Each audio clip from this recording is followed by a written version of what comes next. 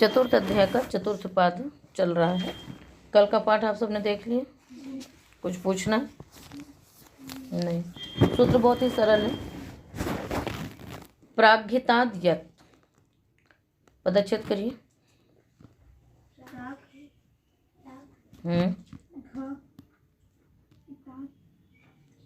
बहुत बढ़िया दिमाग लगा रहे हैं आप लोग।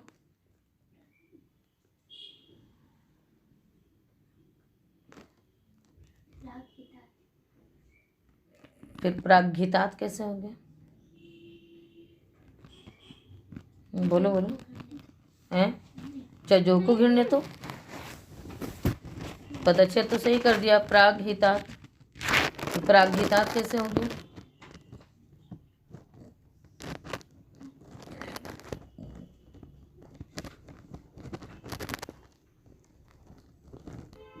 एक ही सूत्र है, इतनी देर लगती है। और आप क्या कर रही है? प्राज्ञितात्। प्राज्ञितात् यत्, सीधा सीधा सूत्र है। चलो अर्थ करिए। इतोग्रे है ना, तस्मै हितम इत्येतस्मात् प्राक् ये अर्थाः वक्ष्यन्ते तेषु यत् प्रत्ययः भवति इत्यधिकारो वेदितव्यः। अधिकार सूत्रमिदम्।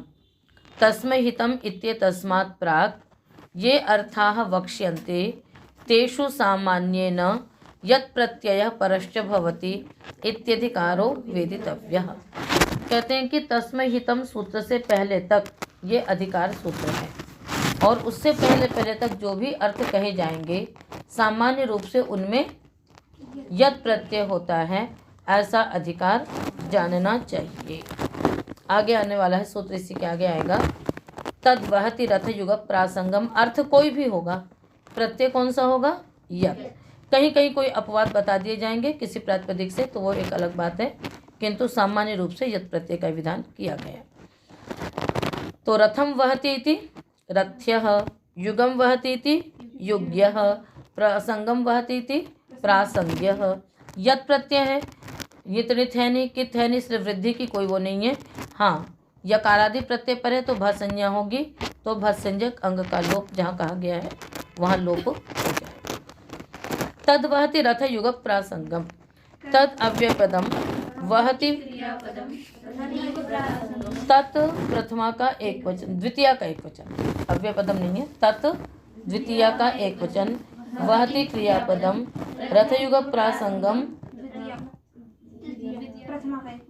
क्यों? द्वितीया का एक वचन। ठीक है। रथश्च युगश्च प्रासंगश्चेति प्रासंग तम प्रासंगम। ठीक है। तो द्वितीया समर्थेभ्यः रथ युग प्रासंग इत्येतेभ्यः प्रातिपदिकेभ्यः वहति इत्येतस्मिन् अर्थे यत् प्रत्ययः परश्च भवति। द्वितीया समर्थ रथ युग प्रासंग प्रातिपदिकों से वहति इस अर्थ में यत् प्रत्यय होगा। रथम वहति इति रथ्यः गहु, रथ को जो ढोए है ना, ऐसा रथ्य जो बैल। युगम वहति इति युग्यः गहु, प्रासंगम वहति इति प्रासंग्य। ये सब आपके रथ हल इन्हीं सबके वाचक हैं, तो उसको जो ढोने वाला बैल इत्यादि उसको कहते हैं। तत् की अनुवृत्ति 86 तक चलेगी, तो वहाँ तक द्वितीय समर्थ ही रहेगा। धुरो यड्ढकौ, धुरः हाँ, वहति की अनुवृत्ति भी चलेगी 82 तक, और प्राज्ञितात् यत् आपका पूरा पाद पर्यंत जाएगा ही, उसके आगे भी जाएगा। चलिए, द्वितीय समर्था धूः प्रातिपदिकात् वहति इत्येतस्मिन् अर्थे यड्ढकौ प्रत्ययौ परौ च भवतः। द्वितीय समर्थ धुर प्रातिपदिक से वहति इस अर्थ में यत् और ढक प्रत्यय होते हैं। उदाहरण बनेगा, धुरम वहति इति धुर्यः। यत् करेंगे जब तो धुर्यः, ढक करेंगे तो धौरेयः। ठीक है। तो धुरी, धुर जो मुख्य चीज होती है उसको ढोने वाला, तो धुर्य धौरेयः। ख सर्वधुरात्, ख प्रथमा का एक वचन, समास कर लीजिए, वो अर्थ करिए सूत्र का। द्वितीय समर्थात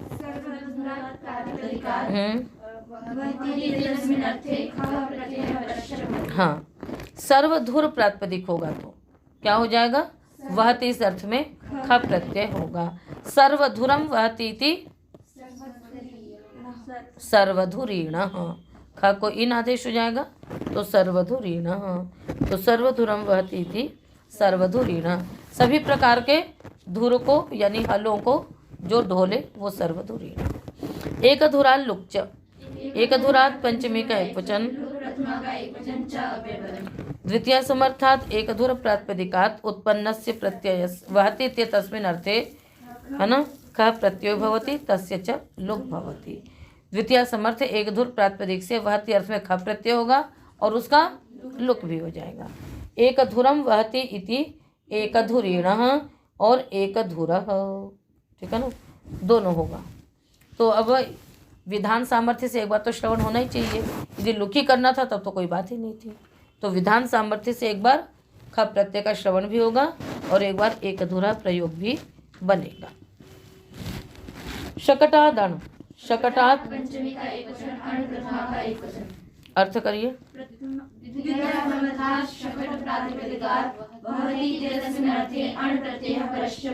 ठीक, द्वितीय समर्थ शकट प्रातिपदिक से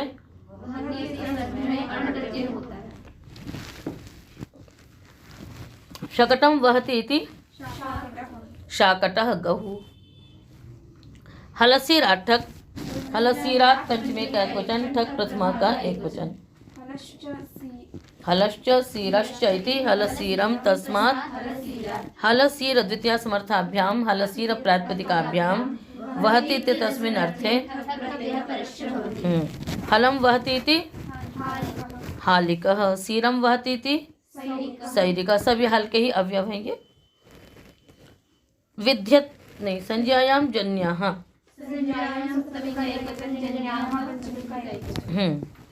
द्वितीय समर्थात् जनी प्रातिपदिकात् वहति इति तस्मिन् अर्थे, हाँ, संज्ञायाम गम्यमानायाम।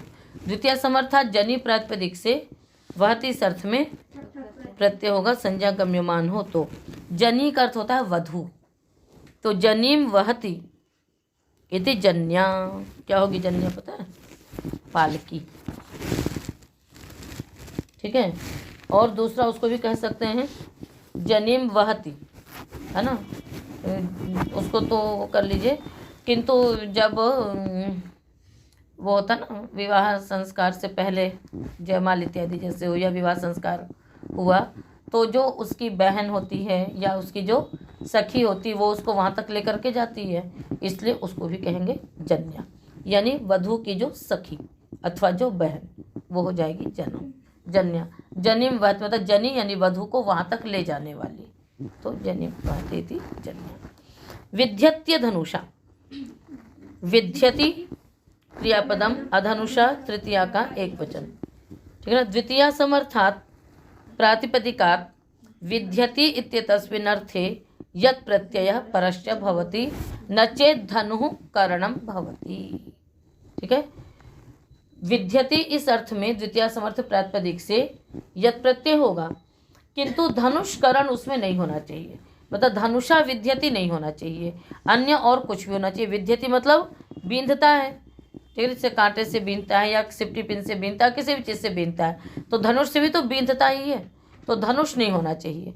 आप इसको ऐसे भी कर सकते हो कि धनुवर्जितात्, क्या कर सकते हैं? धनुवर्जितात् द्वितीय समर्थात् प्रातिपदिकात् विद्यति ते तस्मिन् अर्थे यत् प्रत्यय परश्च भवति। पादो विद्यन्ति इति पद्याः शर्कराः, है ना, तो पैरों को जो बींध दे, मतलब धनुषवाच्य नहीं होना चाहिए। द्वितीय समर्थ तो वही होगा कि जिसको बींधा जाएगा, जिससे बींधा जाएगा वो नहीं होगा।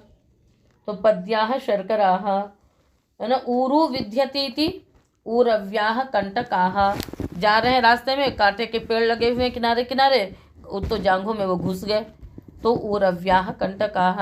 नीचे चल रहे हैं तो पैरों में घुस गए, तो भी पद्याः शर्कराः। शर्करा का अर्थ बालू भी होंगे, कंकड़ भी होंगे, है ना। तो कह सकते कि पद्या शर्करा वर्तन्ते, है ना, मतलब पैरों को बींधने वाले कंकड़ यहाँ पर पड़े हुए हैं। तो पद्या शर्करा उरव्या कंटका। तो संधि कैसे करोगे? पादो विध्यंत में तो कोई बात नहीं है, यहाँ पर कैसे होगा देखो, पाद शब्द रखेंगे, पाद आगे औ, आगे आपने प्रत्यय क्या किया? यत प्रत्यय किया। अंतर्वर्ती विभक्तियों का लोग कर दीजिए, पाद आगे या, यचिभम से आपने भाषण्या की और पादा पद से क्या हो जाएगा? पदादेश होगा।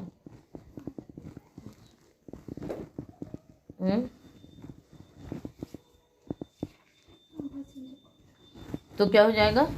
पदादेश होगा, तो बन जाएगा पद्याः। तो उसमें भी पहले क्या करेंगे हम लोग? यचिभम से आकार का लोप करेंगे, यस्य तिच से, पाद के आकार का यस्य तिच से लोप करेंगे, तो पाद हलंत बन जाएगा। फिर उसके बाद पादा पद लगेगा, तो पद्याः शर्करा बनेगा। और ऊरव्याह में तो और गुणा से गुण करोगे, और वांतो प्रत्यय से वांत आदेश कर लेंगे, तो बन जाएगा। कौन कम है पीछे से कक्षा में? क्यों? अच्छा।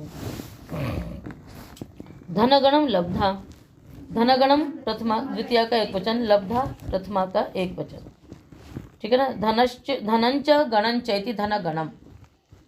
द्वितीया समर्थाभ्याम धनगण इत्येताभ्याम प्रातिपदिकाभ्याम लब्धा इत्येतस्मिन्नर्थे यत् प्रत्यय परश्च भवति। द्वितीया समर्थ धनगण प्रातिपदिकों से लब्धा इस अर्थ में यत् प्रत्यय होगा। लब्धा मतलब प्राप्त करने वाला, ठीक है। तो धनम लब्धा इति धन्यः, गणम लब्धा इति गण्यः। तो धन्य बोलते ही हैं, तो धन को जिसने प्राप्त कर लिया। तो वैसे वो धन, अब धन तो बहुत सारे हैं, तो धन्याः, धन्याः तो किसी प्रकार के धन को प्राप्त किया। यश रूपी धन को प्राप्त किया तो वो भी धन्य है, विद्या को प्राप्त किया वो भी धन्य है, ये भौतिक धनों को प्राप्त किया वो भी धन्य है। फिर वो प्रसिद्ध हो गए, जो श्रेष्ठ लोग होते हैं उनके लिए। गणम लब्धा इति गण्यः, है ना। तो गुणी गण सुमान्य, तो गण्याः प्रयोग करते हैं हम लोग कि जिन्होंने समुदाय को प्राप्त किया। तो प्राप्त करने वाला अर्थ होगा यहाँ पर, ठीक है ना। तो धन को प्राप्त करने वाला, गण को प्राप्त करने वाला, सिद्धि में कुछ विशेष नहीं है। अन्नान्न लब्धा की अनुवृत्ति आ रही है, 85 तक जाएगी। तो हाँ, इसी सूक्त अन्नान्न तक जाएगी। तद्वहति से तत् की अनुवृत्ति है इसमें। अन्नात् पंचमी का एक वचन, अणः प्रथमा का एक वचन। द्वितीय समर्थात् अन्न प्रातिपदिकात् अणः प्रत्ययः परश्च भवति लब्धा इत्येतस्मिन् अर्थे। अन्नम लब्धा इति अन्नः, अन्न को प्राप्त करने वाला, तो वृद्धि हो जाएगी। आन, है ना, कैसे बनेगा? अन्न शब्द ही है। अच्छा, अन्न शब्द कैसे बनता है बच्चों? धातु से तब प्रत्यय करेंगे, है ना, भाव में प्रत्यय कर लेंगे, तो फिर क्या बन जाएगा? अन्न। रदाभ्याम निष्ठा तो न पूर्व से चला लग जाएगा। चलो, वशम गतः, गतः प्रथमा का एक वचन। द्वितीय समर्थात् वश प्रातिपदिकात् गतः इत्येतस्मिन् अर्थे यत् प्रत्ययः परश्च भवति।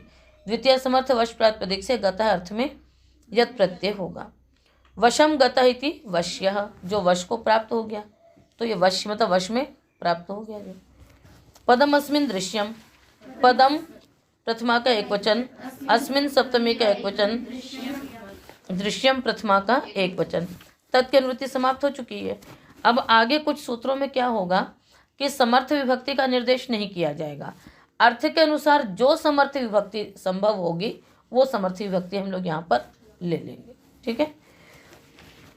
यहाँ अर्थ होगा दृश्य समानाधिकरणात् प्रथमा समर्थात् पद प्रातिपदिकात्। क्या अर्थ हुआ? दृश्य समानाधिकरणात् पद प्रातिपदिकात् अस्मिन् इति सप्तम्यर्थे यत् प्रत्ययः परश्च भवति। कहते दृश्य समानाधिकरण वाले प्रथमा समर्थ पद प्रातिपदिक से क्या होता है? अस्मिन् इस अर्थ में यत् प्रत्यय होगा। तो यहाँ पर जो निर्देश किया गया उसी से ले लेंगे। पदम कहा गया तो हमने प्रथमा समर्थ ले लिया। तो पदम अस्मिन् दृश्यम इति पद्यः कर्दमः, पैर जिसमें दिखाई पड़ जाए। कीचड़ ऐसा होता है ना, एक तो बहुत वैसा होता है कि ज़्यादा गीला है तो यदि उसमें पैर पड़ेगा तो पैर के दाग उसमें नहीं दिखाई देंगे। किंतु जो वैसा कीचड़ है कि जब पैर उसमें रखते गए तो पैर के धब्बे उसमें दिखाई देते हैं। बस ऐसा होता है ना, है कि पैर के निशान उसमें दिखाई देते हैं। तो ऐसा कर्दम माने कीचड़, तो ऐसा कीचड़ पदम अस्मिन दृश्यम, पैर इसमें दिखाई दे रहा है। तो इसलिए प्रथमा समर्थ ले लिया। तो दृश्य समानाधिकरण हो गया ना कि किम दृश्यम पदम दृश्यम। पद्य कर्दम पद्या सिकता है ना, बालू बिछी हुई है उसमें हम जा रहे हैं तो पैरों के उसमें क्या बन जाते हैं, निशान बन जाते हैं और दिखाई देते हैं। तो पद्या सिकता, सिकता मने बालू, सिकता मने बालू, है ना। तो मतलब कुछ कड़ा कड़ा सा और कीचड़ में तो थोड़ा लिप लिपा सा कि उसमें पैरों के धब्बे आपके पड़ गए। मूलम अस्या बरही, मूलम प्रथमा का एक वचन, अस्य षष्ठी का एक वचन, आ बरही प्रथमा का एक वचन। ठीक है ना। अनुवृत्तियां आपकी यत् तद्धिता, कोई विशेष नहीं है। आबर्हणम आबर्ह अर्थात उत्पाटनम, आबर्हणम अर्थात आबर्ह अर्थात उत्पाटनम। तो आबर्ह अस्य अस्तीति आबर्हि, आबर्ह अस्ति अस्य इति आबर्हि। ठीक है, यानी जिसको उखाड़ना है। आबर्हि समानाधिकरणात्, आबर्हि समानाधिकरणात् प्रथमा समर्थात् मूल प्रातिपदिकात् अस्यति षष्ठ्यर्थे यत् प्रत्यय परश्च भवति। ठीक है ना। क्या अर्थ किया? हाँ, करणात् प्रथमा समर्थात् मूल प्रातिपदिकात् यत् प्रत्यय परश्च भवति।